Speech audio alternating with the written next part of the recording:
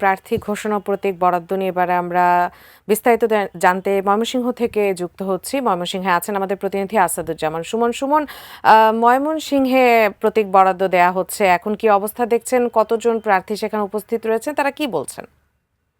উজমা, আপনি যেমনটি বলছিলেন যে আসলে এই যে আজকে থেকে কিন্তু নির্বাচনের যে আমেজ সেটি শুরু হচ্ছে এবং প্রতীক বরাদ্দের পর থেকে কিন্তু প্রার্থীরা তাদের গণ আনন্দ মিছিল এবং তাদের যে ভোটারদের কাছে তাদের যে প্রতিশ্রুতি সেটি কিন্তু দিতে মাঠে নেমে পড়বে। আজ থেকেই আমরা দেখছি যে এই এখানে যারা রিটার্নিং কর্মকর্তা কার্যালয়ে যারা উপস্থিত হয়েছেন তারাও কিন্তু বেশ উচ্ছ্বসিত এবং আজকে থেকে যে তাদের বিশেষ করে প্রার্থীদের অগ্নি পরীক্ষা শুরু হবে সেটি কিন্তু তারা বলছেন।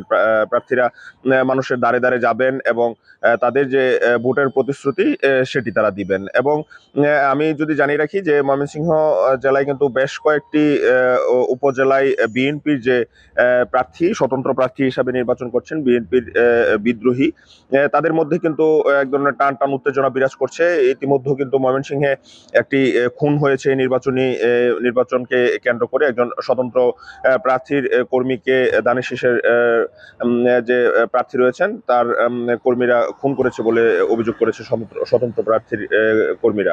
সব মিলিয়ে কিন্তু ময়মনসিংহ জেলায় নির্বাচনের যে আমেজ সেটি শুরু হয়ে গেছে। চারস্থলে যে আলোচনা কেন্দ্রবিন্দু কিন্তু আসন্ন ভোট, যে এলাকার যে প্রার্থী রয়েছেন প্রার্থীর অতীত কর্মকাণ্ড কি এবং ভবিষ্যতে তাকে এমপি বানালে এবং তাদের সেবক হিসাবে বানালে কি উপকার করতে পারবেন এবং কি ক্ষতি হবেন, এসব বিষয়ে কিন্তু সর্বত্রই আলোচনা পর্যালোচনা চলছে। সব মিলিয়ে এই ছিল আমার কাছে ময়মনসিংহ থেকে এই যে প্রতীক বরাদ্দের সবশেষ খবরাখবর।